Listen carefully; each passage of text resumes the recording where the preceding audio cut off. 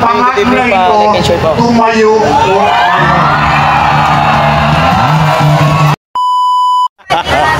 may binulong yung ating interpreter. Alam nyo, mga kapatid, ano?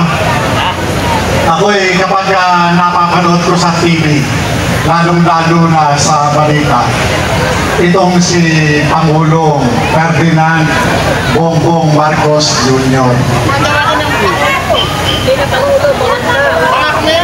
Ako'y natatawa na lang. Shoutout Benjamin Martin. Sapagkat magandang gabi sa inyo. Noong 2012, nabigo po ako na itong si Bongbong Marcos ay mapusasan o sana. Gusto nyo bang pusasan ko si Bongbong Marcos?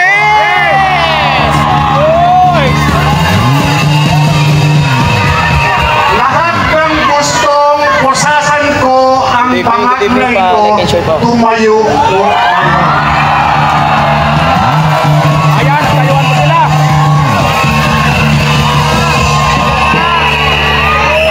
sabihin po natin,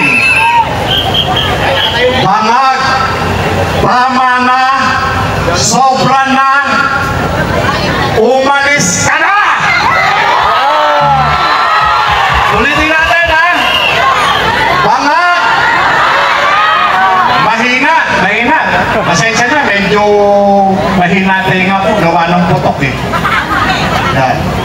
Bangag, tama na! Sobra na! Sobra na! Mag-resign ka na! Mag-resign ka na! Marcos, resign! Marcos, resign! Marcos, resign!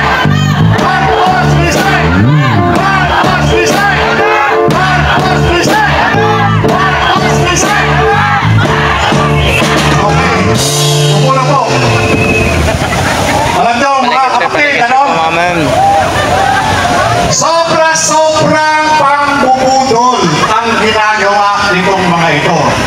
May kasabihan kaming mga narcotics agent na kapag ang isang tao ay nasa impluensya o dumanas ng impluensya ng ipinagbabawal na gamot, ito po ay sinungaling. Naniniwala po ba kayo doon? Naniniwala po ba kayo? Yes! Na itong si Bongbong Marcos ay sinungaling? Yes! Sinungaling! Bongbong Marcos! Sinungaling! Bongbong Marcos! Sinungaling! Bongbong Marcos! Alam nyo, nung pakita ko, no, na sumisinghot siya ng cocaine. Sinabi kong cocaine sapagkat wala naman po na iodized salt na sinisinghot. Nako? Noong nakita ko yung litrato na ipinakita nitong si Bong Dasa, talagang sinigurado na cocaine yung kanilang ginagamit. Bong Dasa, ito po yung kanyang sinasabing BFF, kaibigan niyang matalik. Ito po yung naglaglag sa kanya. Siya po yun. Kilala niyo po ba yung Bong Dasa? Kilala niyo po ba yun? Sino yun? Ayan, tama. Asawa ng dating Miss Universe. Dito na po papakalanan, gawa ng pribadong tao po ito. At sila ay sa pagkakalam ko ay hiwalay na. Pero itong naglaglag sa kanya na ito ay nasisiguro namin na hindi nagsisinungaling sapagkat mayroon po siyang mga litrato na naandun sa kanyang cellphone. Ipinakita niya po yan. At kasama ng iba't ibang mga personalidad. Yun po yun.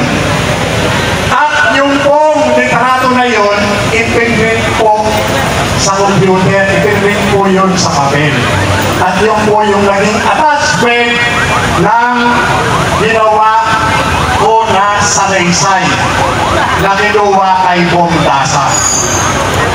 Nagtataka lang ako dito sa administrasyon na ito sapagkat makalipas na ang mahigit isang dekada.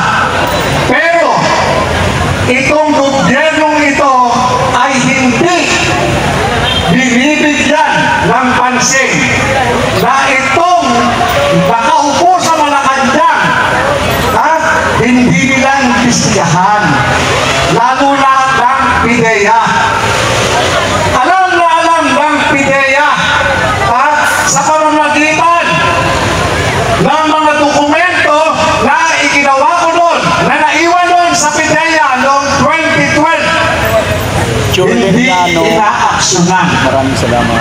Pagkos, gumawa pa itong gobyernong bangag na ito ng programa laban sa paglaganap ng ipinagbabawal na gamot. Nako. Ano po ito? Ito po yung buhay, ingatan, drogay, ayawan. Ito po kung tawagin ay bida. Sino po ang nagsusulong nito? Ang nagsusulong po nito ay si Secretary Abalos ng DILG. Pero ang mga sinasabi, yung mga kasama natin ito, sino yung iwi? Sino? Sino ba yung isang iwi? Yun. Ibig sabihin, alam nyo na pala. Diba? Alam nyo mga kapatid, ang malungkot dito, tinanggalan nila ako ng kapangyarihan. Tinanggalan nila ako ng authority Amboy Wallet. para manghuli. Pero, yung inalis nila sa akin na yan ay hindi na mabubura sa puso't isipan. Kaya, naniniwala ako sa pamamagitan ninyo, taong bayan, kayo mismo ang magbabalik sa akin.